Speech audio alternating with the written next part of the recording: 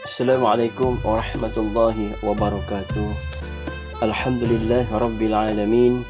Wassalatu wassalamu ala asyrafil anbiya wal mursalin wa ala alihi wa ashabihi ajma'in. Alhamdulillah, syukur kehadrat Allah Subhanahu wa ta'ala, kerana Allah Subhanahu wa ta'ala masih lagi meminjamkan kepada kita. Allah Subhanahu wa ta'ala masih lagi mengizinkan kita untuk menghirup udara yang segar, bugar di muka bumi Allah Subhanahu wa ta'ala ini.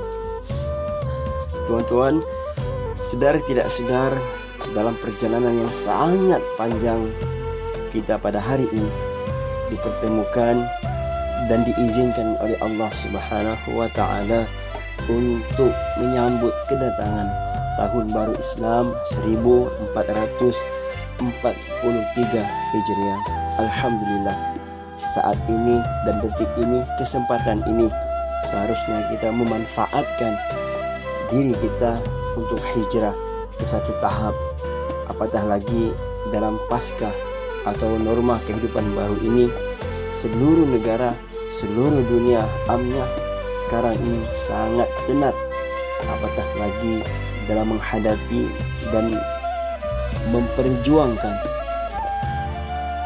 dalam bab kesihatan menghadapi penyakit COVID-19. Tuan-tuan yang dirahmati Allah Subhanahu wa ta'ala, sebagai orang yang beriman kepada Allah Subhanahu wa ta'ala, kita kena yakin bahawa setiap apa yang berlaku, yang menimpa dan yang terjadi dalam kehidupan kita sehari-harian ini, hatta melibatkan soal kesihatan sekalipun, itu adalah ujian daripada Allah Subhanahu wa ta'ala. Ujian yang mendasarkan keimanan kita kepada Allah Subhanahu wa ta'ala. Kita kena ingat, apa jua ujian yang Allah Subhanahu wa ta'ala timpahkan kepada kita, apa jua bentuk warna corak ujian yang diturunkan oleh Allah Subhanahu wa ta'ala kepada kita, yakin dan pastilah ianya sememangnya berada dalam ruang lingkup kemampuan kita. Jelas di dalam Al-Quranul Karim, dalam surah Al-Baqarah ayat 286, Allah Subhanahu wa ta'ala menyebut, A'udzubillahi samii'ul 'alim minasyaitonir rajim, la yukallifullahu nafsan illa us'aha, laha ma kasabat wa 'alaiha ma iktasabat. Allah tidak memberati seseorang pun melainkan apa yang terdaya olehnya. Ia mendapat pahala kebaikan yang diusahakannya, dan ia juga menanggung dosa atas kejahatan yang diusahakannya. Jadi sahabat-sahabat yang dirahmati Allah Subhanahu wa ta'ala, pegangan kita bahawa ujian yang Allah Subhanahu wa ta'ala turunkan kepada kita ini tidak lain dan tidak bukan adalah Allah. Sebenarnya Allah Subhanahu wa ta'ala ingin melihat sejauh mana keimanan dan keterimaan kita dalam bentuk keikhlasan hati akan musibah-musibah yang melanda dalam kehidupan kita ini. Tidak kiralah sama ada ia berbentuk soal penyakit, soal ekonomi, soal sosial, dan apa jua. Kita kena ingat dan yakin bahawa semua itu adalah bersebab. Saya teringat dalam sebuah hadis riwayat Ahmad, antara lainnya yang bermaksud dari Anas, bahawasanya Rasulullah sallallahu alaihi wasallam bersabda, jika Allah menguji seorang hamba muslim pada jasadnya, dia berfirman kepada malaikat, tulislah untuknya amal soleh yang telah dilakukannya. Jika dia sembuh, maka ujian itu akan mencuci dan membersihkannya. Jika dia meninggal, maka dia akan diampuni dan diberi rahmat oleh Allah Subhanahu wa ta'ala. Alhamdulillah, betapa nikmat, betapa indah dan betapa mulianya ganjaran yang Allah Subhanahu wa ta'ala berikan kepada kita. Justru itu, sahabat-sahabat sekalian, banyak iktibar yang kita ambil daripada hijrah Nabi Muhammad SAW ini.